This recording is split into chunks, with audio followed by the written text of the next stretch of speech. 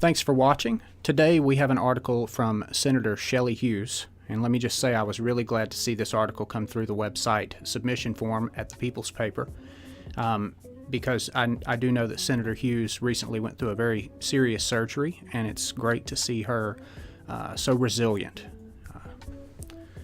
So here's the article. 3 years of reductions, isn't that enough? Is it time for Alaskans to pony up?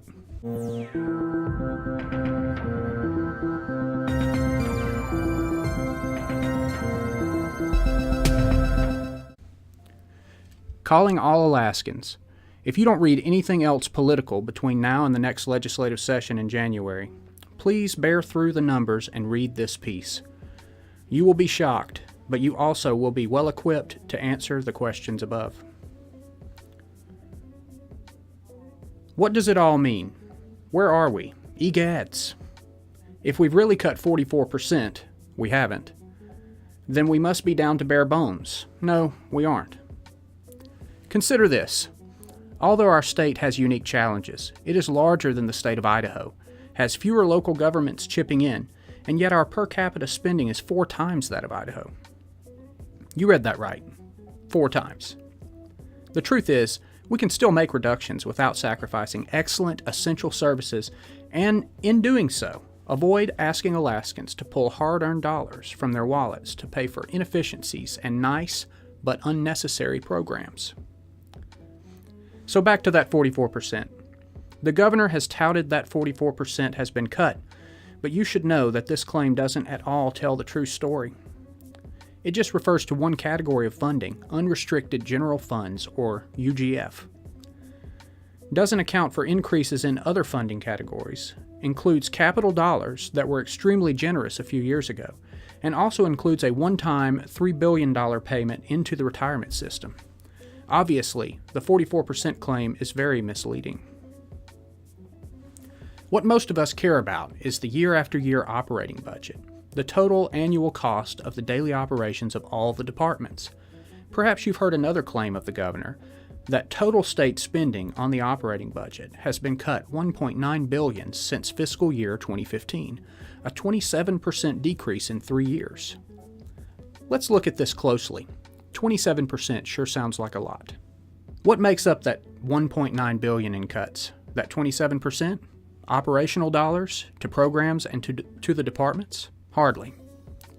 According to Legislative Finance, $582 million out of the $1.9 billion is due to the reduction of Alaskans' PFD checks last year. $508.6 million is due to the reduction in what we're paying to small companies, the little guys, for oil tax credits owed to them by the state.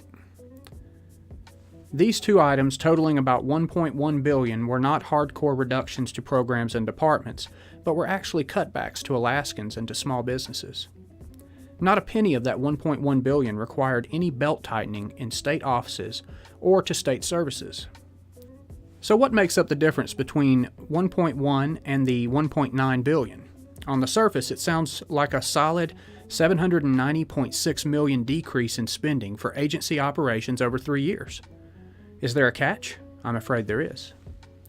The truth is that this $790.6 million less in UGF spending is offset by an increase of $450.6 million in spending in other funding categories, federal, designated, and other, in the operating budget. So the real decrease in agency operations spending over those 3 years? $340 million. Let that sink in. Not $1.9 billion, $340 million. This equates to less than a 3% reduction in overall state budget over 3 years. Not 44%, not 27%, just 3%. Now let that sink in too. Less than 3% over 3 years. We need honesty and transparency, not spin, when we talk about the budget. Here's some straight talk.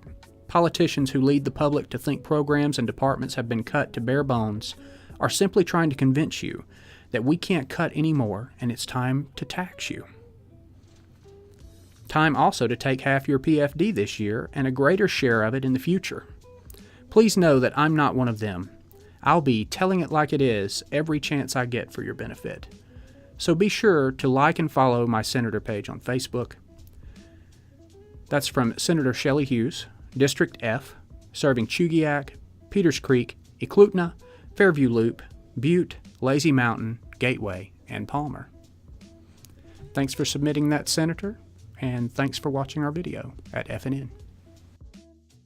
For more information, click the link provided.